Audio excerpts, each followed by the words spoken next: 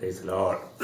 जल्द से जल्दी आने वाला प्रभु यीशु मसीह के अति पवित्र नाम में सब पवित्र लोगों को मसीह में देता हूँ। प्रभु का अनुग्रह से प्रभु ने और भी एक दिन दिया। आज भी प्रभु का वचन के साथ हमें आपस में ध्यान करने के लिए, मिलकर के सीखने के लिए प्रभु ने सुंदर अवसर दिया।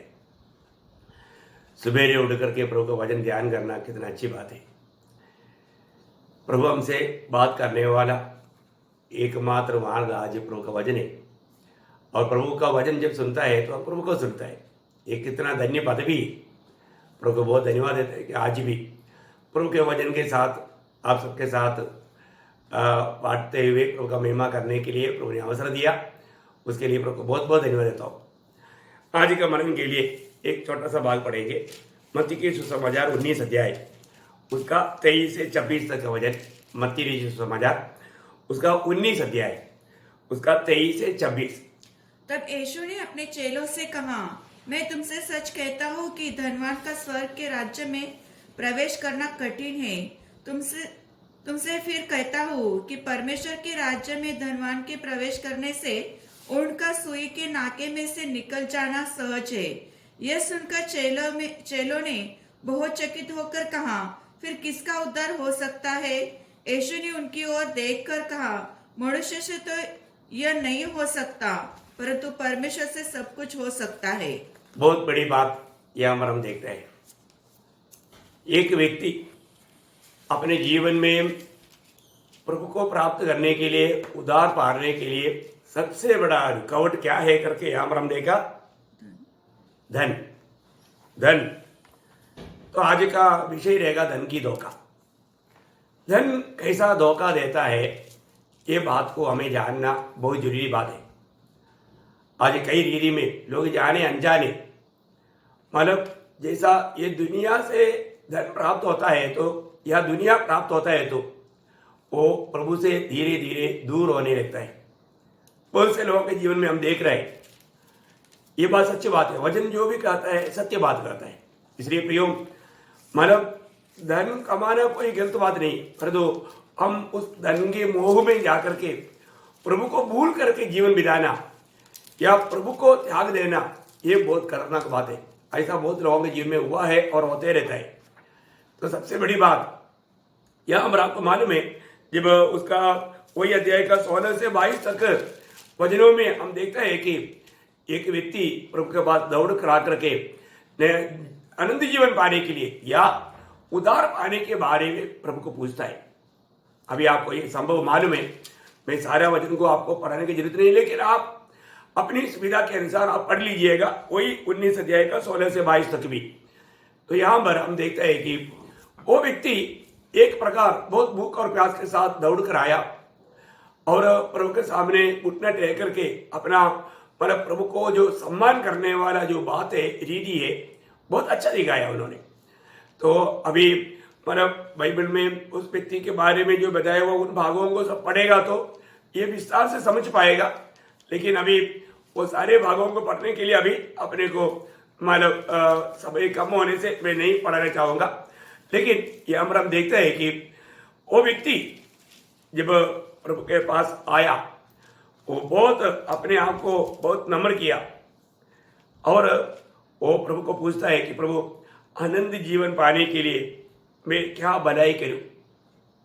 तो प्रभु ने कहा वो बात हम वहां पर देखता है कि तुम क्या नहीं करना, उसका 18 वचन जरा पढ़ेंगे।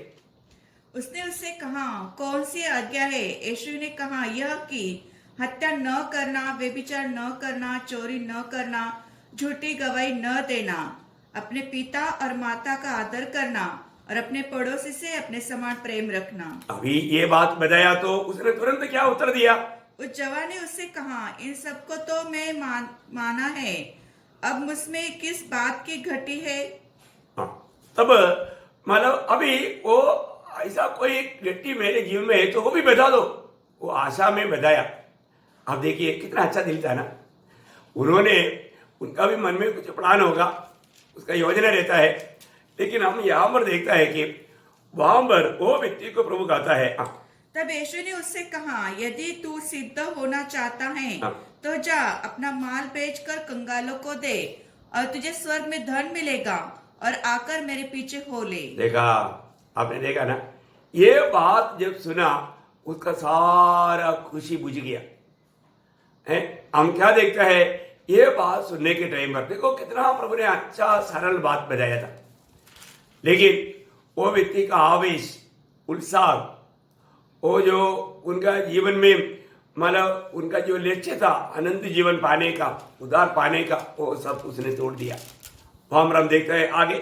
परंतु वह जवान यह बात सुन उदास होकर चला गया, क्योंकि वो बहुत धनी था। देखा, बहुत धनी था, बहुत धनी था। तो इस जवान की अवस्था देख करके प्रभु ने कहा हुआ बात है, जब हमने अभी यहाँ पर 23 से 26 तक जो पढ़ा था, तो बात क्या है कि प्रियो, हमारे जीवन में ये दुनिया में दो स्वामी है करके यीशु मसीह ने बताया। वो एक स्वामी कौन है? ये धन है। धन बहुत लोगों का स्वामी है, धन बहुत लोगों को कंट्रोल करता है। प्रियो, जरूर धन से हम बहुत कुछ दुनिया में मतलब पा सकता है, ले सकता है, लेकिन धन सब कुछ नहीं। तो सबसे बड़ी बात है कि धन हमें शांति दिला सकता है क्या? नहीं। शांति हम कितना भी धन देने से एक पैकेट मिलेगा क्या? नहीं मिल सकता। मतलब धन से सब कुछ नहीं मिलता, लेकिन बहुत कुछ मिलता है। तो धन बहुत लोगों के जीवन में एक स्वामी बन जाता है।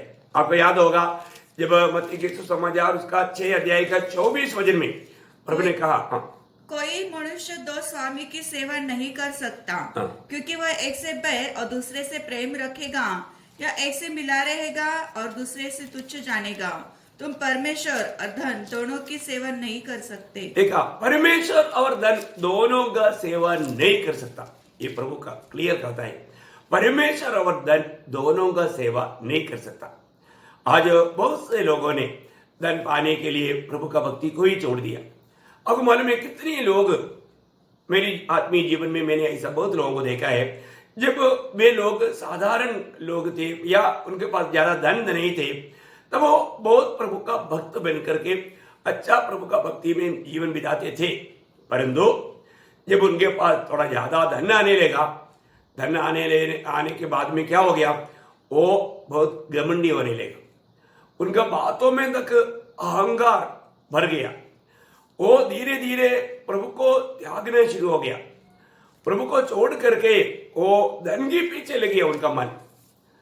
आप बहुत ऐसा विश्वासी लोग हैं जो कि ये दुनिया का धन बहुत लोगों को धोखा दिया। और ये बात हम बाइबल चरित्र में भी देखते हैं।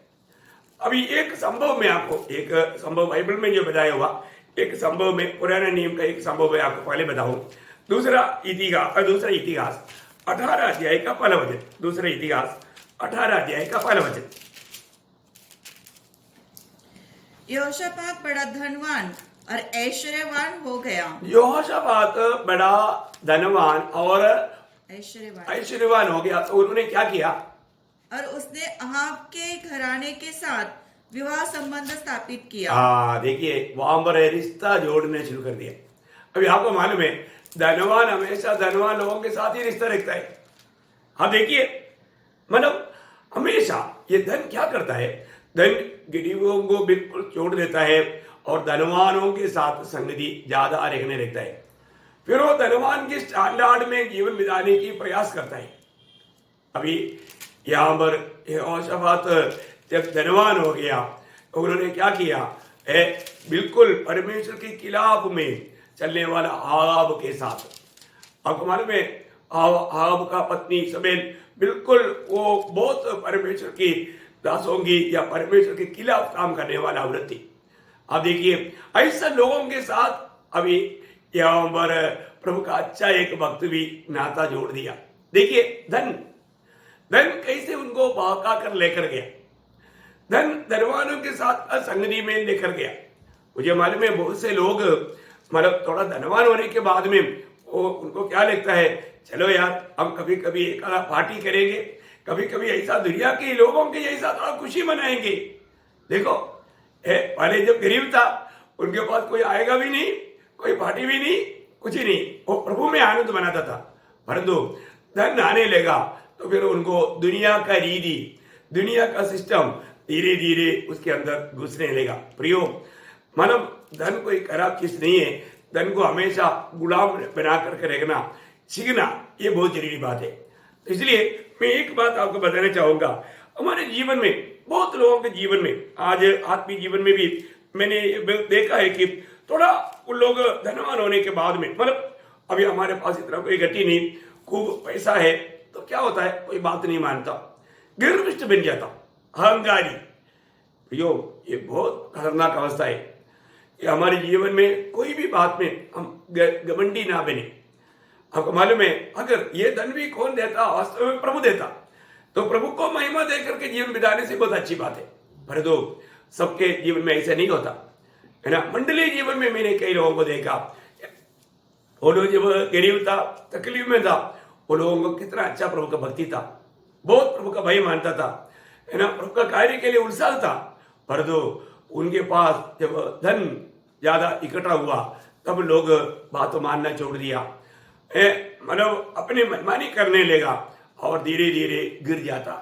वो लोग गिर गया तो भी वो कबूल नहीं करेगा और बोलेगा अभी भी हम प्रभु का भक्ति कर रहे हैं, परंतु उनको सच्चाई, सच में प्रभु के वचन के सामने लोग परखता नहीं। प्रियो, ये बात सच है। एक बात जानना, अगर आप किसी प्रकार भी अगर घमंडी बन जाता है, तो फिर आप परमेश्वर का दुश्मन बन जाता है। इसका मतलब ये धन क्या करता, एक सीमा तक परमेश्वर का हमें दुश्मन बनाता। आपको मालूम है, जब याकूब का पत्री 4 अध्याय का 6 वचन में 2 ग्रुप लोग हैं, कौन है, मैं कौन सा ग्रुप में है, ये जानना बहुत अच्छी बात है। बहुत ध्यान से सुनना, बहुत ध्यान से परखना, तभी आपको ये समझेगा। नहीं तो इतना आसानी से ये बात समझना बहुत कठिन बात है। आप तो देखिए, वह तो और भी अनुग्रह देता है, इस कारण यह लिखा है, परमेश्वर अभिमानियों का विरोध करता है, परमेश्वर अभिमानियों का विरोध करता है, और दीनों पर अनुग्रह करता है। दीनों पर अनुग्रह करता है। प्रियो, परमेश्वर अभिमानियों का विरोध, या परमेश्वर उसका विरोधी बन जाता या दुश्मन बन जाता। अब देखिए, परमेश्वर हमारा विरोधी बन गया तो फिर क्या रह गया प्रियो?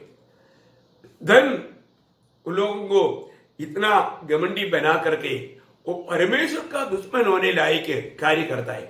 परंतु प्रभु बोलता है, नम्र लोगों को प्रभु आनंद देता है।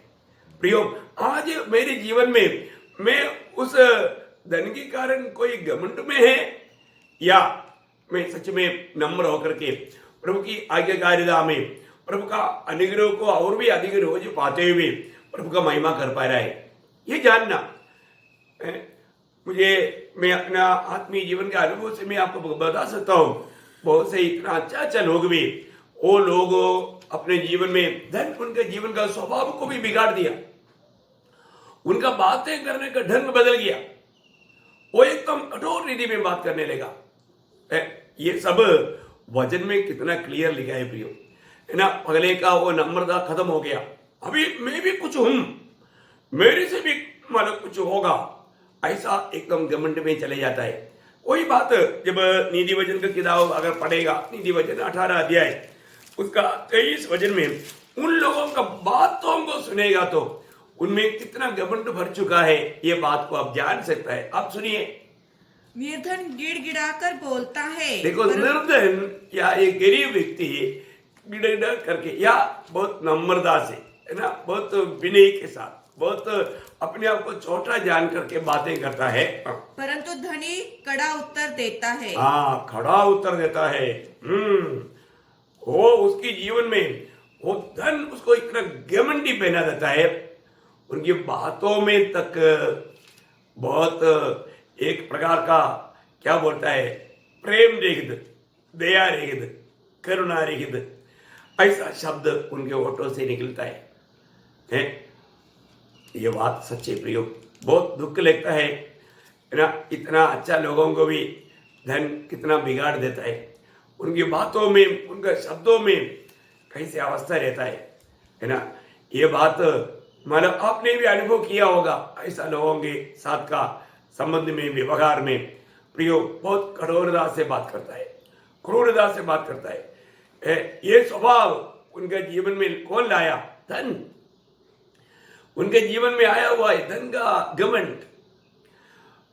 कई प्रकार का घमंड है, कोई भी प्रकार का घमंड प्रभु नहीं मानता। शायद ज्ञान का घमंड हो सकता है, बिल का घमंड हो सकता है, नौकरी का घमंड हो सकता है ना। मतलब ऐसा कई बातें हम लोग देखते हैं। इवन आत्मिक जीवन में भी आत्मिक ज्ञान का घमंड हो जाता है। मैं सब जानता है, मेरे से बढ़कर कोई नहीं, इसलिए दूसरे को दोष लगाने लगता है। वो भी एक बहुत भयंकर धोखा है प्रिय। अपने जीवन में हमेशा हमें परखना है, हमें प्रभु का दृष्टि में कैसा हो, प्रभु को दिल को दुख देने वाला कोई कार्य मेरे से होता है क्या, ये बात हमेशा एक भक्त को परखना चाहिए। तो हम देखते हैं कि धनवान बारेंगे बलवान का बारे में जब कहता है तो वो व्यक्ति का अपना समझ क्या है, उसी नीति वचन वही 28 अध्याय, नीति वचन 28 अध्याय का 11 वचन का थोड़ा शुरुआत पढ़ना। धनी पुरुष अपनी दृष्टि में बुद्धिमान होता है। मतलब धनी के व्यक्ति को क्या लगता है, मैं बहुत बड़ा बुद्धिमान है, मेरे से बड़ा बुद्धिमान कोई नहीं, मैं समझदार है, मैं जो भी करता है वो सही करता है, मुझको कोई दोष लगाने वाला नहीं, या मैं किसी को दोष लगाने नहीं मानूंगा। देखिए धनी को हमेशा क्या लगता, अपने आप को बहुत बुद्धिमान या ज्ञानी लगता है। प्रियो, इस रीति में भी वो धोखा खा देता है। वास्तव में शैतान उनका दिल को एकदम ब्लाइंड करने के कारण ये सारे सोच विचार उसके जीवन में आता है। वो जो भी खाता है, आपको मालूम है कई धनवान लोग कुछ भी खाता है तो उसका सिंगड़ी मीन्स कुछ चमचा रहता है, जो भी बोलेगा हाँ हाँ हाँ।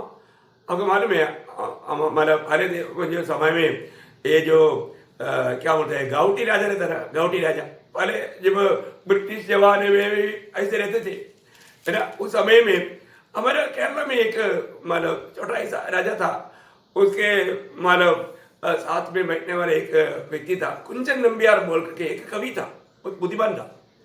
तो मतलब अभी एक बार वो राजा ने, वो मुझे चमचा बहुत बैठा हुआ है, तो उस समय में खीर लाया तो खीर पी करके मतलब वो बोलता है आज का खीर कड़वा है, खट्टा है, कड़वा है। वो सब लोग ओह कड़वा है, राजा ने बोला ना तुरंत चमचा कड़वा है। लेकिन कुंजन नंबियार जो है वो व्यक्ति कुछ एक्शन नहीं दिखाया। तो वो राजा ने पूछा क्या नंबियार तुझे क्या कैसे लगा, तुझे को मतलब नहीं देगा? बोला मुझे चीनी का कड़वा अच्छा लगता है। अरे खीर में तो अच्छी तरह चीनी मिला हुआ है, चीनी कड़वा लगता है क्या? आप देखो। और तो बाकी लोगों ने क्या किया, हाँ कड़वा। मतलब राजा ने जैसे बोला वो बात झूठ बोला, उसने गलत बोला। अभी राजा भी समझ गया हो गया ये लोग कैसा मुझे कभी धोखा देगा, क्योंकि मैं जो भी बोलता है उसको हाँ कर देता है। ऐसा नहीं प्रियो, गलत को गलत बोलना है प्रियो, जो सही को सही कहना है, कोई भी कुछ भी कहने नहीं। परंतु आज इस बात ये रीति का स्वभाव हम आत्मिक दुनिया में तक देखता है प्रियो, ये सब धोखा है। तो अभी क्या है, धनिक को अपने आप को ज्ञानी लगता है, क्योंकि क्या है वो जो भी गलत भी बोलेगा तो हाँ बिल्कुल साहब अब तो बहुत ही अच्छा बोल रहे हो, ऐसा बोलने वाला चमचा लोग मिलेगा प्रियो। ऐसा बोलने से वो प्रभु का दृष्टि में वो ज्ञानी नहीं बनता।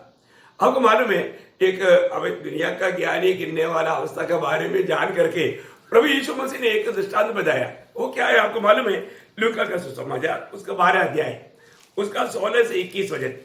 जब लूका का सुसमाचार वहां पर आपको विषय मालूम, मैं आपको बता ही देता हूँ। बात क्या है कि एक धनवान व्यक्ति, उसको खेती में बहुत फसल आया। वो क्या बोला, मैं अपने भंडारों को कहूंगी अभी भंडार भर गया, अभी भी भंडार और चाहिए।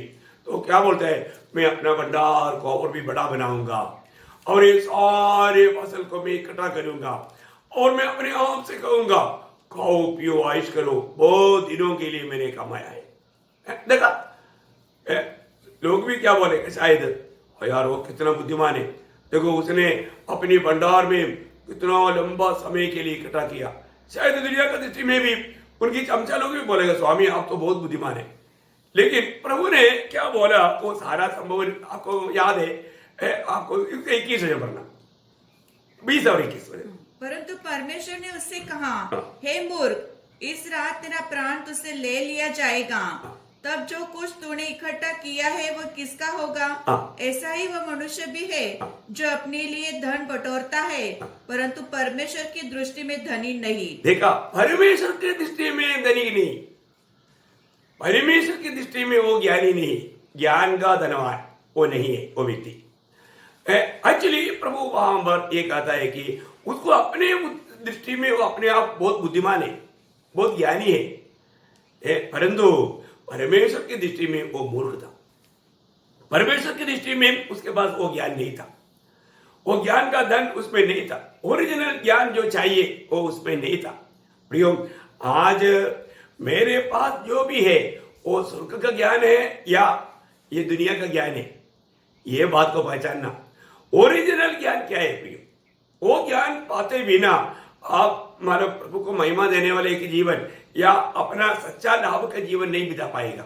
ओरिजिनल ज्ञान क्या है? मैं एक बात आपको पढ़ाना चाहूंगा, मीका नबी के किताब उसका 6 अध्याय का 9 वचन, जो रियल ज्ञान, सच्चा ज्ञान वो क्या है? वहां पर वचन बोलता है, मीका उसका 6 अध्याय 9 वचन, मीका चैप्टर 6 वर्स 9। यहोवा इस नगर को पुकार रहा है, असंपूर्ण ज्ञान तेरे नाम का भय मानना है। हाँ, जो सच्चा ज्ञान तेरा नाम का भय मानना है प्रियो, वो है सच्चा ज्ञान है। प्रभु का भय मानने वाला वो ज्ञान, बहुत बड़ी बात है ना, सच्चा ज्ञान करके लिखा है, सच्चा ज्ञान है। मतलब आपका भाषा में कैसे लेगा मुझे नहीं मालूम, लेकिन आप ये बात को जानना क्या, अरे सच्चा ज्ञान, अरे यथार्थ ज्ञान, अरे 6 അവസാനം अले मतलब सच्चा ज्ञान है, बहुत बड़ी बात है। हमारे मलयालम में बहुत साफ लिखा, मुझे मालूम नहीं अभी बाकी भाषा में क्या लिखा है, मैंने इतना ध्यान नहीं किया। तो मैं एक बात आपको मैं बताना चाहूंगा, वो है सच्चा ज्ञान। इवन मैं वो ये जो सच्चा ज्ञान या मतलब ओरिजिनल ज्ञान, ये ऊपर से मिलने वाला ज्ञान है, ये तो कोई शक नहीं। ऊपर से मिलने वाला ज्ञान का खूबी आपको थोड़ा स्पष्ट करने के लिए मैं याकूब का किताब से भी एक वचन पढ़ाना चाहूंगा, याकूब 3 अध्याय का 17 वचन। पर जो ज्ञान ऊपर से आता है वह तो पहले तो पवित्र होता है। देखा, सच्चा ज्ञान का खूबी क्या है? पहले बात वो पवित्र है प्रियो, वो उसमें हमेशा दूसरे के प्रति भलाई होगा, वो पवित्र है, वो किसी का बुरा नहीं करेगा, किसी प्रकार भी धोखा का कार्य नहीं होगा, वो पवित्र है वो ज्ञान। पहले बात जो ऊपर से आता है वो ज्ञान। अब आपको मालूम है ऊपर से आया हुआ ज्ञान क्या है? ज्ञान का देह रूप है यीशु मसीह, ये तो बात आपको मालूम है। तो यीशु मसीह एक व्यक्ति के दिल में आ गया तो उनका सोच में, उनका कामों में कितना दिन रात का फर्क है प्रिय, है ना। वो दुनिया के लोगों का सोच में प्रभु को पा करके उसकी जो समझ में या ज्ञान में कार्य करने में कितना फर्क है, निश्चय ज्ञान ना प्रिय है।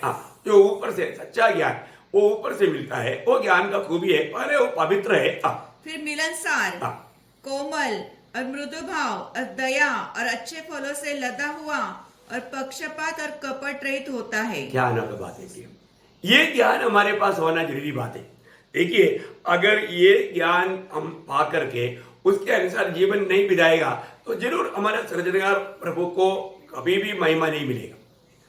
आपको मालूम है, ये दुनिया का ज्ञान कोई गलत है करके मैं नहीं बोलता, परंतु वो दुनिया का ज्ञान का सहारा लेने से वो व्यक्ति विश्वास से बहकने का खतरा रहता ही है। क्योंकि मुझे मालूम है, मेरा बंधुजनों में कई लोग दुनिया की रीति में बहुत अच्छा ज्ञानी लोग था, लेकिन वो लोग प्रभु से बहुत दूर हो गया, प्रभु को या सच्चा भक्ति करने के लिए बिल्कुल नहीं चाहता, प्रभु को मानने के लिए तैयार नहीं।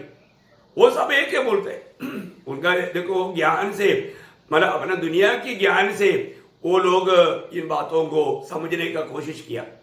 प्रयोग इतना बड़ा धोखा की बात है। आज हमारे पास वो स्वर्गीय ज्ञान है क्या?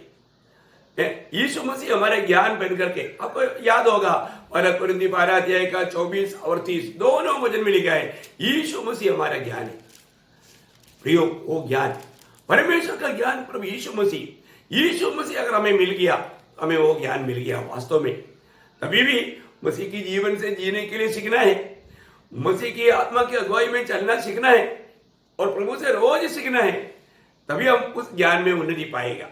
तो बहुत बड़ी बात है प्रियो हमारे जीवन में, क्योंकि यीशु मसीह परमेश्वर का ज्ञान है, उसमें सारा परमेश्वर का ज्ञान बहुत गुप्त रीति में रहता है। बहुत बड़ी बात है। तो मैं आपको बताऊं, आज ये दुनिया के ज्ञान के पीछे मुझे मालूम है कितनी ऐसे लोग हैं, क्योंकि पढ़ाई की निमित्त संगति छोड़ देता था। पढ़ाई मीन्स वो तो कोई कॉलेज की स्टडी नहीं और ट्यूशन है प्रियो। ऐसा लोग प्रभु को त्यज करके, प्रभु को तुच्छ करके अपना प्रभु को मतलब संडे आराधना में भी शामिल ना होते हुए ट्यूशन जाते थे, पढ़ाई के पीछे चलते थे। जरूर वो लोग बड़े बड़े ऊंचे दुनिया के रीति में पदवी भी पाएंगे, लेकिन प्रियो क्या वो प्रभु का दृष्टि में मतलब ज्ञानी है? ये बात है ना। आपको मालूम है ये सारे बातों का उपदेश प्रभु का वचन देता है। पहला तिमोथी उसका 6 अध्याय उसका 20 और 21 वचन में, इसी कारण तिमोथियुस को लिखने के समय में प्रेरित पौलुस जबकि इतना महान ज्ञानी था, वो ये बात को समझाता है। पहला तिमोथी 6 अध्याय का 20 और 21 वचन। हे तीमुथियुस, इस धरोहर की रखवाली कर और जिस ज्ञान को ज्ञान कहना ही भूल है, उसके अशुद्ध बकवास और विरोध की बातों से परे रहो। कितने इन ज्ञान का अंगीकार करके विश्वास से भटक गए हैं। देखा प्रियो, इस दुनिया का ज्ञान को लेकर के अपने आप को ज्ञानी बोल करके अपने तत्व ज्ञान से मतलब दूसरे लोगों को वंचित करते हुए, धोखा देते हुए मैं बहुत होशियार दिखाने वाले लोग प्रियो, ऐसा लोग बहुत पवित्र लोगों के लिए भी ठोकर बन जाता है। कई लोग उसमें ठोकर खाता है, लेकिन उनका खुद की अवस्था क्या है? वो विश्वास से भाग जाता है। हमें परखना है मेरे जीवन में इस दुनिया का ज्ञान मेरा आत्मिक उन्नति के लिए रिकॉर्ड पड़ता है क्या, ठोकर लगता है क्या? क्योंकि उनको क्या लगता है वो बोलेंगे मेरे को मतलब बहुत भाषा आता है, बहुत भाषा में मैं पढ़ता हूँ, मैं ये समझता हूँ। प्रियो ये सब समझना अच्छी बात है, परंतु आत्मा का सहायता बिना आप इस आत्मिक बातों को कभी नहीं समझ पाएगा। उसकी व्याख्या में तक धोखा रहेगा, क्योंकि वो इस दुनिया की बुद्धि के अंदर आत्मिक बातों को ला करके इसको दोनों को मिंगल करके लोगों को भूसा दिलाएगा, भूसा खिलाएगा, धोखा देगा। इसलिए जब यशायाह 47:10 यशायाह नबी किताब 47 अध्याय का 10 वचन, तूने अपनी दुष्टता पर भरोसा रखा। तूने कहा मुझे कोई नहीं देखता। तेरी बुद्धि और ज्ञान ने तुझे बहकाया। देखा अभी तू बहुत होशियार बोल करके अपनी मनमानी में जो कुछ भी करता है, क्योंकि आप बहुत ज्ञानी है ना, अपने ज्ञान के अनुसार आप जो भी टेढ़ा मोटा कार्य कर रहा है और लोगों के सामने अच्छा दिखाने की यत्न कर रहा है, प्रियो प्रभु बोलता है तू अपने आप को ज्ञानी समझ करके तू सोचता है कि मुझे कोई नहीं देखता, परंतु सबको देखने वाला परमेश्वर के दृष्टि में अपनी ज्ञान से छिपाना चाहते हो, वहां पर वो क्या करता? और तूने अपने मन में कहा मैं ही हूँ और मेरे सिवा कोई दूसरा नहीं। मेरे सिवा कोई दूसरा नहीं। हाँ, क्योंकि मैं बहुत बुद्धिमान है। प्रियो हमारे जीवन में दुनिया की ज्ञान को लेकर के ऐसा विचारों में धोखा खाने का खतरा रहता है। ऐसा नहीं है कि पढ़ा लिखा लोग अच्छा प्रभु का भक्त लोग है, प्रभु का भय मान करके जीवन में जाता है, प्रभु का वचन को सम्मान करता है, हमेशा प्रभु का वचन से ही बात करते रहता है, वो वचन को लोगों को देता है, प्रभु का महिमा अधिक करता है। ऐसा नहीं है कि कोई मतलब अगर पढ़ा लिखा है तो सभी लोग ऐसा बह गया, ऐसा भी नहीं। कितनी अच्छा पढ़ा लिखे लोग, कितने अच्छा भाषा जानने वाले लोग, कितने विद्वान लोग प्रभु का अच्छा दास लोग हैं। हमें ये बात को जानना है कि मैं उसमें से कौन सा भाग में है। जब यिर्मयाह नबी की किताब 8 अध्याय का 9 वचन, यिर्मयाह 8 अध्याय का 9 वचन भी पढ़े। बुद्धिमान लज्जित हो गए, वे विस्मित हुए और पकड़े गए। देखो उन्होंने यहोवा के वचन को निकम्मा जाना है, उनमें बुद्धि कहाँ रही?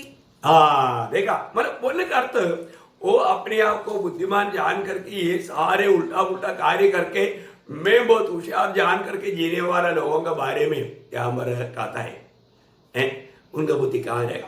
प्रियो वो पकड़ा जाता, वो फंस जाता। तो मैं आपको एक बात आपको बताना चाहूंगा, अपने जीवन में आज मतलब प्रभु की दृष्टि में मैं कैसा है, मैं प्रभु की दृष्टि में सच्चा जो ज्ञानी है क्या? एक सच्चा ज्ञानी प्रभु का भय हमेशा मानता है। अब हमारे में आज प्रभु के मंडली में लोगों को आत्मीय जीवन की उन्नति के लिए, बढ़ोतरी के लिए बहुत सुंदर वचन प्रभु की ओर से पा करके देता हूं, तभी भी लोग जैसे आत्मीय में बढ़ना चाहिए नहीं बढ़ता। नहीं बढ़ने का मेन कारण क्या है? कल भी मैंने आपको बताया था बीज बोने वालों के बारे में, है ना। बीज बोने वालों का दृष्टांत बताने के समय में वहां पर कुछ सड़क पर गिरा, पक्षी आकर के खा लिया। कौन सा पक्षी? शैतान। ये तो आपको मालूम है, वो पक्षी शैतान है करके लोग 8:12 में लिखा है। तो बहुत बात अच्छी तरह जानना, हमारे जीवन में सुनने वाला वचन को हमारे दिल में रहने नहीं देते हुए उसको निकाल देता। क्योंकि वचन रहेगा तो वो फल लाएगा, वो काम करेगा। दूसरा हमने देखा कि पत्थर के ऊपर गिरता, पत्थर के ऊपर गिरने वाला जब जड़ नीचे उतरने के लिए मिट्टी नहीं, इसलिए जब धूप आया सूख गया। बोले का अर्थ, बहुत लोग वचन सुनने के बाद में थोड़ा कुछ प्रतिकूल आता है तो वो सुना हुआ बातें भूल जाता है, वो अपना वापस अपना पुराने जीवन में निकल जाता है। और तो तीसरा एक अवस्था जो है वो है झाड़ियों के बीच में गिरा हुआ बीज। वहां पर क्या हुआ? वहां पर वो बहुत अच्छा पता दिया, बहुत अच्छा बढ़ गया। बढ़ने के टाइम पर वहां पर एक बड़ा धोखा हुआ। वो धोखा क्या है? ध्यान से सुनना। जब मत्ती की सुसमाचार उसका 13 अध्याय का 22 है। जो झाड़ी में बोया गया हाँ। ये वह है जो वचन को सुनता है, हाँ। पर इस संसार की चिंता और धन का धोखा। देखा, संसार की चिंता और धन का धोखा, धन का धोखा क्या कर दिया? वचन को दबाता है, वचन को दबाता है। अरे ये कितना अच्छा वचन है, ये वचन कितना फायदामंद है, ये सब समझ करके बैठता हो। लेकिन संसार की चिंता आ जाता है, संसार की चिंता, कल की बातें, भविष्य की बातें हैं। और ये धन, अरे मेरे को ऐसा वचन पूरा मान करके जाएगा तो दुनिया से धन मेरे को मिलने के लिए मेरे को उठाएगा। धन धोखा देता है। धन की चिंता उनको इस सुना हुआ वचन को दबा देता है, वो फलदायक बनने नहीं देता। कितने लोग ऐसा है प्रियो, धन के पीछे प्रभु का वचन को तुच्छ किया, प्रभु का वचन को पीछे छोड़ दिया, त्याग दिया, वो फल नहीं ला पाया। एक भयंकर बात है, धन की धोखा, धन धोखा देता है करके मैंने बोला, प्रभु यीशु मसीह ने बोला। आज बहुत से लोग प्रभु का वचन सुनते हैं, परंतु प्रभु के हाथों में इस्तेमाल इतना क्यों नहीं हो पाता? ये संसार की चिंता और धन की धोखा, ये दो बातें, ये दोनों बात आपको मालूम है प्रियो। संसार के मतलब इस दुनिया के जीवन में संसारी चिंताओं को ला करके मतलब धोखा देता है विचार शैतान, विरोधी, बहुत भयंकर। ये तो आप मत्ती 6 अध्याय का 25 से 32 तक वचनों में बार बार प्रभु बोलता है कि तू चिंता ना कर। ये संसार की चिंता बहुत लोगों के जीवन में उनको धोखा देता है, फंसाता है। फिर धन की धोखा, देखिए दोनों धोखा है। इस बातों में बहुत लोग मतलब फंस जाता है। हम लोग उधार पाए हुए लोग कौन है प्रियो? हमें ये संसार की चिंता करने के लिए, हम संसार का है ही नहीं। हमें प्रभु ने स्वर्ग का नागरिक बनाया है, इसलिए हमारी चिंता, हमारा ध्यान ऊपर की बात होना चाहिए, स्वर्गीय बातों में होना चाहिए। यदि हम ऐसा कार्य नहीं करेगा तो भी ये हमारे लिए कितना बड़ा धोखा है। तो हमें परखना है, आज में इस प्रकार का धोखे में पड़ता है क्या? आपको सबको सुबह जो वचन है ना, पड़ोसियों का 1-2 वचन, यदि तुम मसीह के साथ जिलाया गया है तो मसीह वर्तमान पिता की देहनी पर बैठा, वो स्वर्गीय बातों की खोज में रहना, उसको ढूंढना, रोज रोज अनंत काल की बातों पर मन लगाना प्रिय। नाशमान दुनिया के पीछे अपना मूल्यवान समय को और अपना सामर्थ्य को नष्ट ना करे। इतना अनोखा बात है, संसार की चिंता, दुनिया की मित्रता, वही बात कल भी हमने याद किया था, याकूब 4:4 में, ये व्यभिचारिणियों, संसार से मित्रता, परमेश्वर से दुश्मनी। पढ़िए उसको। हे व्यभिचारिणियों, हाँ। क्या तुम नहीं जानती कि संसार से मित्रता करनी परमेश्वर से बैर करना है? देखा, संसार से मित्रता करना परमेश्वर से बैर करना है। प्रियो, ऐसा कोई धोखा हमारे जीवन में होता है क्या? संसार की बातों में, उस चिंता में जाकर के, उस रीति में प्रभु का दिल को दुख देने वाला अनुभव कितना भयंकर है प्रियो। वहां पर हम प्रभु का शत्रु, दुश्मन बन जाता है।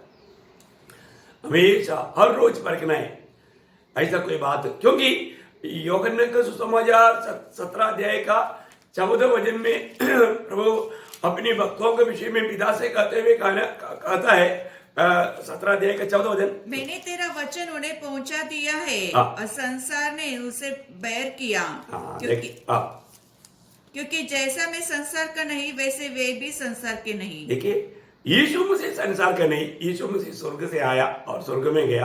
वैसा प्रभु ने प्रभु पर विश्वास किया हुआ, प्रभु का वचन को माना हुआ लोगों के बारे में कहता है, क्योंकि प्रभु के लोगों के पास प्रभु का दिया हुआ वचन है।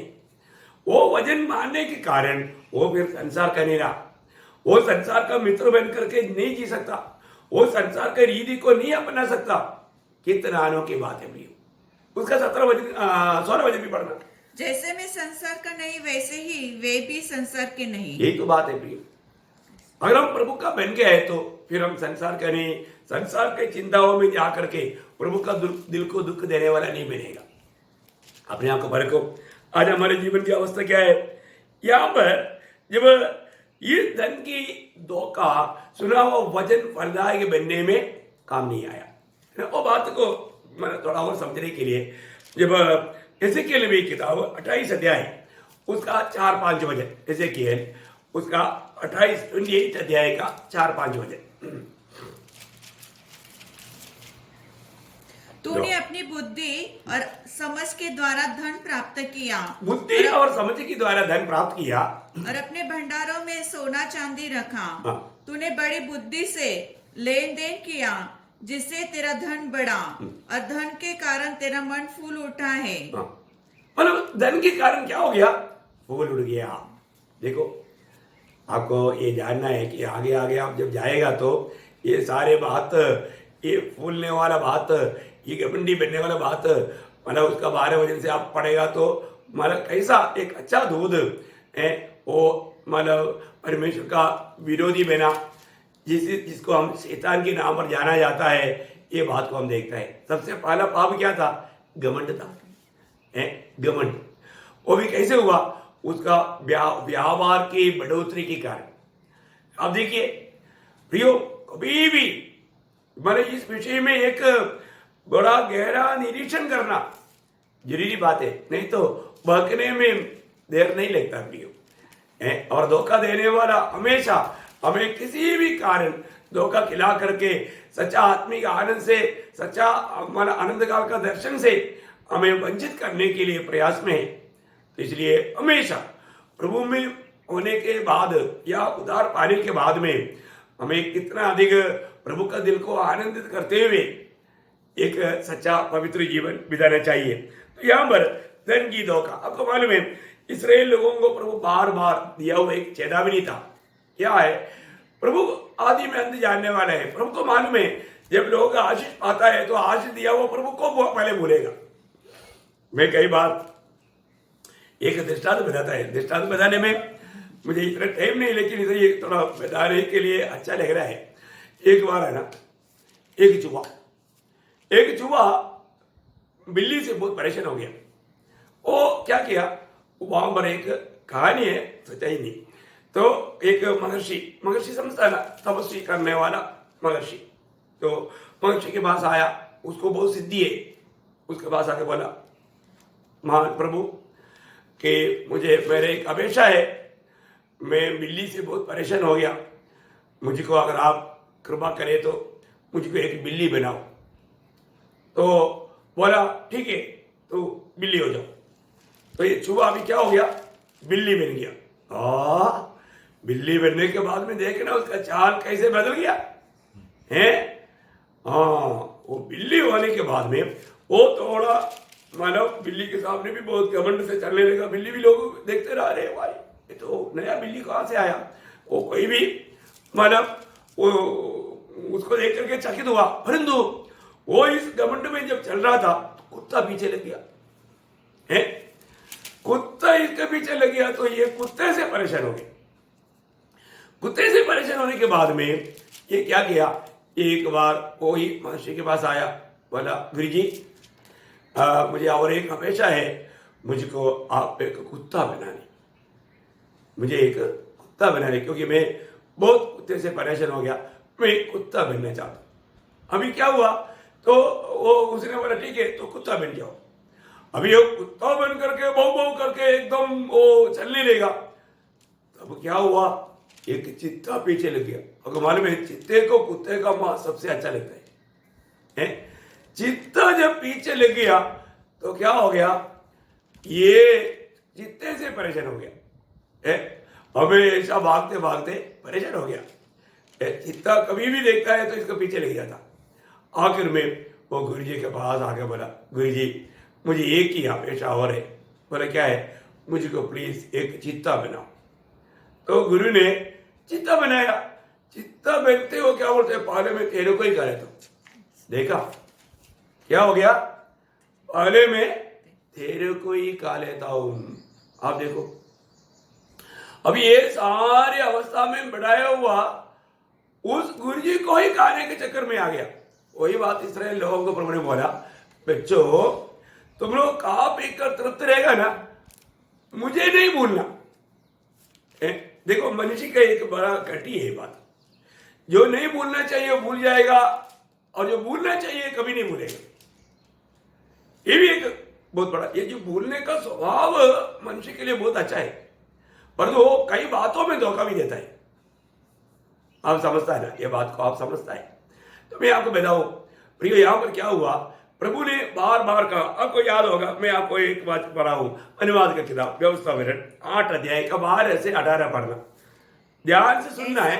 एक्चुअली क्या है कि ये पढ़ना ही पढ़ रहा है, क्योंकि ये बात समझने वाली बात है। ऐसा ना हो कि जब तू खा कर तृप्त हो और अच्छे अच्छे घर बनाकर उनमें रहने लगे और तेरी गाय बैलों और भेड़ बकरियों की बढ़ती हो और तेरा सोना चांदी और तेरा सब प्रकार का धन बढ़ जाए, तब तेरे मन में अहंकार समा जाए और तू अपने परमेश्वर यहोवा को भूल जाए, जो तुझको दासवत के घर में अर्थात मिस्र देश से निकाल ले आया है और उस बड़े और भयानक जंगल में से ले आया है, जहाँ तेज विष वाले सर्प और बिच्छू है और जहरीली जल रही सूखे देश में उसने तेरे लिए चमकम की चट्टान से जल निकाला और तुझे जंगल में मन्ना खिलाया, जिसे तुम्हारे पुरखा जानते भी न थे, इसलिए कि वह तुझे नम्र बनाए और तेरी परीक्षा करके अंत में तेरा भला ही करे। और कहीं ऐसा न हो कि तू सोचने लगे कि यह संपत्ति मेरे ही सामर्थ और मेरे ही भुजबल से मुझे प्राप्त हुई, परंतु तू अपने परमेश्वर यहोवा को स्मरण रखना, क्योंकि वही है जो तुझे संपत्ति प्राप्त करने की सामर्थ इसलिए देता है कि जो वाचा उसने तेरे पूर्वजों से शपथ खाकर बांधी थी उसको पूरा करे, जैसा वह आज प्रकट है। देखा, अभी आप देखिए, अभी इस्राएल लोगों को प्रभु ने इतना आशीष करके मिस्र की गुलामी से भी निकाल करके मरुस्थल में मन्ना खिला करके वायदा के देश में आकर के उन्होंने नई खेती किया हुआ सुंदर खेती, नई बनाया हुआ सुंदर घर, ये सब कुछ दे करके वो लोग खा पी करके तृप्त हो गया। तृप्त हो गया तो फिर क्या हो गया, वो लोग प्रभु को भूल गया। प्रियो, कितना भयंकर बात है ना हमारे जीवन में। मतलब प्रभु ने बार बार कहा हुआ बात है कि तुम खा पी कर तृप्त रहेगा तो तुम प्रभु को नहीं भूलना। तुम धनवान बन जाएगा तो एक बात याद रखना, ये धन कमाने के लिए कौन तुझे सामर्थ्य दिया? प्रभु ने सामर्थ्य दिया, इसलिए प्रभु को महिमा देना। लेकिन इस विषय को लेकर के नेहम्याह अपना गिरती इसराइल के लोगों की प्रति कबूल करते हुए प्रार्थना है, उसका एक दो शब्द में आपको याद दिलाऊं। नेहम्याह का किताब 9 अध्याय उसका 25-26 हो जाए। नेहम्याह उसका 9 अध्याय का 25-26। उन्होंने गढ़ वाले नगर और उपजाऊ भूमि ले ली और सब भांति की अच्छी वस्तुओं से भरे हुए घरों के और कूदे हुए हौद के और दाख और जैतून की बारियों के और खाने के फल वाले बहुत से वृक्षों के अधिकारी हो गए। वे उसे खा खा कर तृप्त हुए और धष्ट पुष्ट हो गए और तेरी बड़ी भलाई के कारण सुख भोगते रहे। और इस प्रकार परंतु वे तुझसे फिर कर बलवा करने वाले बन गए। देखा, अभी ये सारे अनुभव मिलने के बाद में वो क्या किया, परमेश्वर से बलवा करने वाला बन गया। वो चुहा जैसे मतलब शेर बनने के बाद में, चित्ता बनने के बाद में, स्वामी के खिलाफ में, बनाने वाला के खिलाफ में कार्य किया, ऐसा परमेश्वर के खिलाफ में काम करने वाला बन गया। वो आखिरी बात वापस पढ़ना।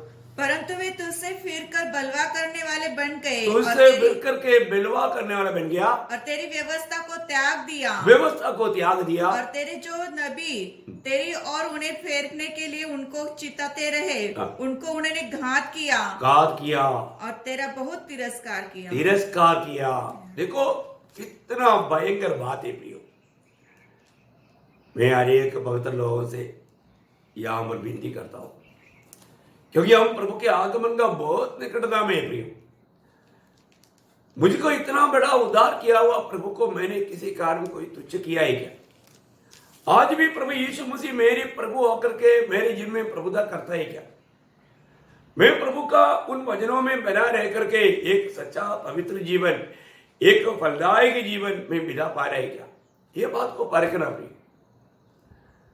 आज लोग एक प्रकार बोलेगा तो आज थोड़ा सा आजादी मिला, कोरोना थोड़ा बाजू में करके उनको लगता है, बाजू में नहीं पास में खड़ा है। कई लोग अभी अधिक शिकार बनते जा रहा है। प्रियो, एक बात आप जानना, मृत्यु निकट है, समय मालूम नहीं तो प्रभु का आगमन निकट है, वो भी समय हमें मालूम नहीं। तो हमें कितना सावधान रहना प्रियो। जो लोग खास करके जो प्रभु को जाना है हमारे जीवन में आज कितने लोगों ने संगति का भी तुच्छ किया। अभी देखो बीच में संगति का मौका दिया, संगति को लापरवाही किया वो कितने लोग हैं। और इसके अलावा अभी ये यूट्यूब में भी संदेश आता है तो कितने लोग सुनता है। मैं आपको दोष लगाने के लिए नहीं बोल रहा, आपको समझने के लिए बोल रहा हूँ प्रियो। मैं प्रभु में बहुत बोझ के साथ बोल रहा हूँ प्रियो। अपना आत्मिक अवस्था, अपना आत्मिक जीवन को परखो। आज प्रभु ने इस पीढ़ी में हम लोग, आपको मालूम है तो हम कुटिल पीढ़ी है, हम लोग कुटिल पीढ़ी में करके फिलिपियों 2 अध्याय का 14 वचन में लिखा है ये कुटिल पीढ़ी है, एकदम विपरीत पीढ़ी है प्रियो। ऐसा पीढ़ी के बीच में हमें कितना आदर्श बनकर जीना चाहिए। जैसा नोआ का समय में वो पूरा मतलब लोग प्रभु को भूल करके इतना पाप और बुराई में डूब चुके थे, है ना। उस समय में भी अनुग्रह पाया हुआ नोआ और उनका परिवार प्रभु का भय मान करके, प्रभु की आज्ञा मान करके, प्रभु की इच्छा में वो चलते रहा प्रियो। बहुत बड़ी बात है। आज प्रभु की बड़ी दया से, अनुग्रह से हमारे उद्धार हुआ। आज हमें कितना अधिक प्रभु का भय मान करके, सच्चा स्वर्गीय ज्ञान पा करके वो ज्ञान की योग्य जीवन बिताना चाहिए। लेकिन हम देखते हैं कि विरोधी शैतान बहुत चालाक की रीति में दुनिया के साथ मतलब मिला करके प्रभु का सच्चा भक्ति कैसा करना चाहिए वो ना करते हुए लोगों को धोखा खिला रहा है। अभी हम जानते हैं कि आज हम कौन सा पीरियड में है, जैसे 7 पीरियड करके हम प्रकाश का वाक्य 2 अध्याय 3 अध्याय के अनुसार 7 मंडली की बात हम जब पढ़ता है तो वो 7 पीरियड को, समय को दिखाता है। रियली वो उस समय का 7 मंडली था, परंतु वो 7 अवस्था को दिखाता है। ये सब वजन जानने वाला आप जानता है। तो आज कौन सा पीरियड है? लेवोदिकिया पीरियड। लेवोदिकिया पीरियड का खूबी क्या है?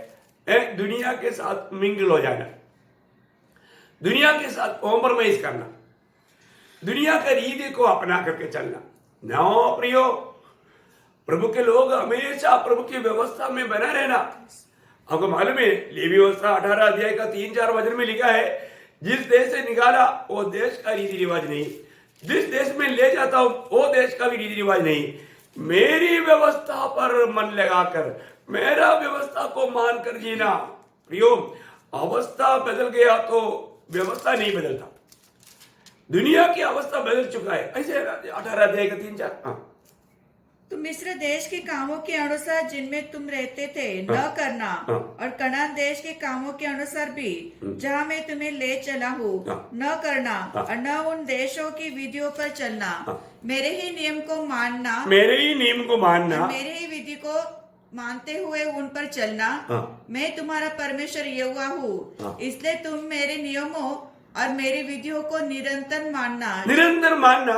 जो मनुष्य उनको माने वह उनके कारण जीवित रहेगा। देखो, बहुत बड़ी बात है कि हमारे जीवन में प्रभु यीशु मसीह में आने के बाद में प्रभु का सत्य वचन में, प्रभु का वचन का खूबी क्या है? प्रभु यीशु ने खुद बोला, आकाश और पृथ्वी टल जाएगा परंतु मेरा वचन के एक बिंदु भी कभी नहीं टलेगा। देखो, ये बात कहा हुआ प्रभु का वचन, आज वो वचन मानने में कांत कुर्सा ही है? आज सारे पवित्र लोग जानता है हमारा प्रभु का आगमन बहुत निकट है ना? निकट है तो हमें क्या करना चाहिए? हमारे जीवन में हमें हमारी जिम्मेवारी क्या है? इब्रानियों 10 अध्याय का 24-25 वचन के अनुसार अधिक संगति करना। आज हम अधिक संगति करता है क्या? मैं आपको सारे वचन पढ़ा करके बताने की जरूरत नहीं है ना। ये सारे वचन आपका दिल में है, मुझे मालूम, सिर्फ आपको याद दिला रहा हूं। अब देखिए प्रियो, अभी प्रभु की आगमन निकट है तो पवित्र लोग, मंडली की लोग आपस में मिलने में, प्रोत्साहन करने में कितना उत्साही बनना चाहिए। अगर आप विश्वास करता है तो उसके अनुसार का काम चाहिए ना। आपको लगता होगा आज प्रभु का दास इतना गुस्सा में क्यों? मैं गुस्सा में नहीं प्रियो, अवस्था देख करके थोड़ा बोझ हो रहा है लोगों का अवस्था। मैं आपको प्रभु में बहुत प्यार करता हूं, इसलिए मैं आपको नहीं डांट रहा हूं, आपको मैं सिर्फ प्रोत्साहन दे रहा हूं, क्योंकि कई रीति में लोग बहक जा रहे हैं। कई बार लोगों को लगता है ना, मतलब एक एक बात है उनको समझाने के टाइम पर आप सोचिए, ऐसा भी आपको मालूम है प्रकाशित वाक्य 22 अध्याय का 11-12 वचन में क्या लिखा? प्रभु ने पूरा छूट दिया ना आखिरी में। प्रियो, वो छूट मेरे लिए अकेली नहीं, उसमें जो बताया हुआ खास बात हमें उड़ाना है। पढ़िएगा उसको। जो अन्याय करता है वह अन्याय ही करता रहे। इसका मतलब अन्याय करेगा तो कोई विषय नहीं, ऐसे ही क्या? नहीं है ना प्रियो। अन्याय करने के लिए प्रभु ने हमें अलग किया क्या? नहीं प्रियो, ये प्रभु में आया हुआ लोग अभी भी अगर अन्याय कर रहा है तो प्रभु बोलते करो तो है, तुझको मैं इतना समझाया ना, आपको ये क्या समझ में नहीं आता? इतना दुख लगता है प्रियो। अन्याय करता है तो प्रभु ने हमें छोड़ दिया, ठीक है तो अन्याय करते रहो। जो मलिन है वह मलिन बना रहे, जो धर्मी है वह धर्मी बना रहे, और जो पवित्र है वह पवित्र बना रहे। देख मैं शीघ्र आने वाला हूँ, देख मैं शीघ्र आने वाला हूँ, और हर एक के काम के अनुसार बदला देने के लिए प्रतिफल मेरे पास है। देखा, बहुत बड़ी बात है प्रियो, आपको ये बात को जानना है। आज अपने आत्मीय जीवन प्रभु को प्रसन्न करने वाला मार्ग में है क्या? आज हमारा दौड़ कैसा है? एक सच्चा दौड़ है क्या? अपने जीवन को पारे को प्रिय, जैसा फिलिपियों 2 अध्याय का 16 वचन में प्रेरित पौलुस एक गवाही देता है कि उसको अपने दौड़ के बारे में पूरा यकीन था, है ना? वो क्या बोलता है फिलिपियों 2 अध्याय का 16 वचन? कि मसीह के दिन मुझे घमंड करने का कारण हो कि न मेरा दौड़ना और न मेरा परिश्रम करना व्यर्थ हुआ। देखा, आज परिश्रम शब्द भी जो बहुत नया नियम के लोग इस्तेमाल नहीं करता है। परिश्रम करना है प्रिय। प्रभु का दास दिन रात ऐसे दौड़ता था है? क्यों दौड़ता था? क्योंकि प्रभु ने वो बोझ दिया, वो दर्शन दिया। मैं आपको बताना चाहूंगा प्रियो, प्रभु में आने के बाद में प्रभु के आत्मा का अधीन होकर के हम प्रभु ने दिया हुआ सामर्थ्य के अनुसार प्रभु का महिमा के लिए, एक खुद का बल में नहीं, हमेशा ये बात को जानना, अपना जो भी परिश्रम है वो सब प्रभु की महिमा के लिए है और दूसरे की आत्मिक उन्नति के लिए। दिन रात हमारे एक ही प्रयास है प्रिय, मैं आपको सच्चा दिल से आपको बताता हूँ, आप लोगों के लिए जो भी बात देने के लिए मैं हमेशा प्रभु के साथ बात करते रहता हूँ। प्रभु अभी कल के लिए आप क्या बताना चाहते हैं, मंडली को क्या आप आलोचना देना चाहता है, प्रभु से वो पा करके आत्मा में पूर्ण रूप में प्रभु ने मंडली के लिए दिया, यकीन करके मैं आपको बताता हूँ।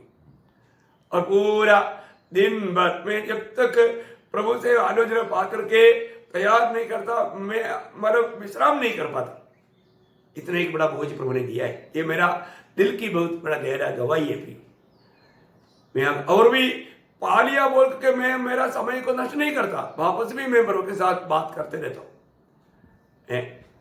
बहुत बड़ी बात है और मेरा दिल का बहुत बड़ा उमंग था कि मैं हमेशा प्रभु की उपस्थिति में प्रभु के साथ बात करते रहूं। प्रभु की उपस्थिति बहुत अच्छा लगता है प्रियो, क्योंकि प्रभु की उपस्थिति में आनंद का भरपूरी है। वो स्वर्गीय आनंद में वो प्रभु की दृष्टि में अच्छा भाग है करके मैंने लूका 10:42 में मरियम के निमित्ती प्रभु ने मार्था को गवाही दिया था। उसने अच्छा भाव को चुन लिया, वो कोई नहीं छीन सकता। कितना आनंद की बात है, प्रभु की उपस्थिति में रहना आज आपको अच्छा लगता है क्या? जैसे आसाफ ने 73:28 में कहा, प्रभु का निकट रहना मेरे लिए बना है। आपको बना लगा क्या? है ना, आप YouTube पे संदेश सुनने के टाइम पर भी ये पूरा संदेश ना सुनते भी कितने बार ऑफ किया होगा, कितनी बार नहीं तो मेरा दुर्लक्ष्य करके और बातों में गया होगा। क्यों? क्योंकि प्रभु आपसे बात करने के टाइम पर आप उस बात को भी तुच्छ करते हैं। ऐसा एक दिल लोगों का जीवन में बन जाता है। ये सब धन की धोखा है। प्रभु में भरोसा नहीं करेगा तो भी, प्रभु में आश्रय नहीं करेगा तो भी मेरा काम चलेगा, मुझे उसमें कोई बाधा नहीं, ऐसा लोगों के दिल में लगता है। प्रियो, ये बहुत बड़ा एक धोखा की बात है। ये दुनिया का कोई भी बात अगर आशीष मिल गया तो आशीष दिया हुआ प्रभु को मत बोलो प्रिय, उसको ज्यादा सम्मान करो, है ना। हमेशा आपको मालूम है दावीद हमेशा प्रभु को मुझसे बोलता था, प्रभु मतलब मैं यहाँ तक मुझको लाने के लिए मैं अपात्र है प्रभु, और जो भी मैं तेरे लिए जो करता है वो तुझसे पाकर तेरी महिमा के लिए करता है प्रभु। वो कभी भी ये मेरा है कि मैं प्रभु तुझको देता हूं ऐसा कभी नहीं बोला। हर बात में प्रभु को सम्मान करता था। हाँ प्रियो, यदि हमने प्रभु के खातिर कुछ कार्य करता है तो भी प्रियो उसमें हमारा कोई बढ़ाई की बात नहीं। वो एक अच्छा मन संभालने के लिए भी प्रभु ने कृपा दिया, नहीं तो मन फूल उठता था, फूल उड़ने नहीं दिया प्रभु ने।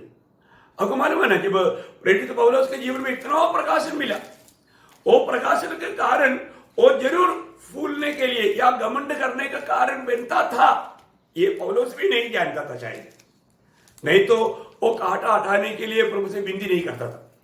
लेकिन वहां पर प्रभु ने वो बात उसको समझाया, समझाने के टाइम पर वो प्रभु का दास समझ गया। आपको याद है ना, 2 कोरिन्थी 12:7-9।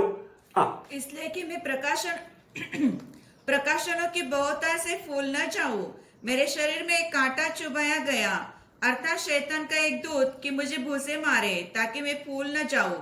इसके विषय में मैंने प्रभु से 3 बार विनती की कि मुझसे ये दूर हो जाए, पर उसने मुझसे कहा, मेरा अनुग्रह तेरे लिए बहुत है, क्योंकि मेरी सामर्थ निर्बलता में सिद्ध होती है। इसलिए मैंने बड़े आनंद से अपनी निर्बलताओं पर घमंड करूंगा कि मसीह की सामर्थ मुझ पर छाया करती रहे। देखा कितना अनोखा बात है भैया, कितना अनोखा बात है। अभी मतलब प्रभु का दास के जीवन में मतलब वो प्रभु का दास किसी प्रकार भी प्रभु से दूर ना होने के लिए प्रभु कुछ अच्छा कार्य करता है, परंतु अच्छा कार्य भी हमारे लिए कभी कभी थोड़ा दर्दनाक बन जाता है। या आपको मालूम है ना, मतलब हम लोग कभी भी प्रभु में आने के बाद में भी हम ये शरीरी रीति में थोड़ा भी संकट सहने के लिए तैयार नहीं होता, कष्ट सहने के लिए तैयार नहीं होता। हम कष्टों से भागना चाहते हैं, लेकिन प्रभु हमें कष्ट में ले जाना चाहता है। इसका मतलब हमारा दोनों का, प्रभु का हमारे प्रति इच्छा और हमारा हमारे प्रति इच्छा दोनों में बहुत भिन्नता आता है। इसलिए लोग ये धन के पीछे लग जाते हैं। धन पाने के बाद में फिर बोलता है कि फिर मुझे सूली लेकर के चलने की जरूरत क्या, मैं संगति भी जाऊंगा जैसे मुझे मौका मिलेगा तो, मतलब मैं वचन पढ़ूंगा, वो भी मेरे को दिल लगेगा तो मेरे को और बहुत काम है ना। हाँ प्रियो, बहुत प्रकार बहुत रीति में वो जाने अनजाने प्रभु से थोड़ा दूर दूर बात है, दूर दूर जाने लगता है। प्रियो अपने जीवन में परखना है आज मेरी अवस्था क्या है। ये धन मुझको किसी प्रकार भी मानव प्रभु से दूर होने वाला या मुझे ये आशीष दिया वो प्रभु को भूलने वाला अनुभव में लेकर गया क्या। आपको याद होगा जब नबूकदनेस्सर राजा के जीवन में क्या हुआ, उसने कहा हुआ घमंड की बात आपको याद है ना। जरूर प्रियो, जब दानियेल उसका 4 अध्याय उसका 30 वचन से पढ़ना। क्या यह बड़ा बेबीलोन नहीं है ये देखो अभी नबूकदनेस्सर राजा अपने कामों को देख करके थोड़ा घमंड करने लगा। वो क्या बोलता है, ये बड़ा बाबिलोन नहीं, हाँ, जिससे मैंने अपने बल और सामर्थ्य से राज निवास होने को और अपने प्रताप की बढ़ाई के लिए बसाया है। देखा शब्द देखा आपने, मैंने मेरी ताकत में मेरी बढ़ाई के लिए ये सब कुछ मैंने बसाया। देखो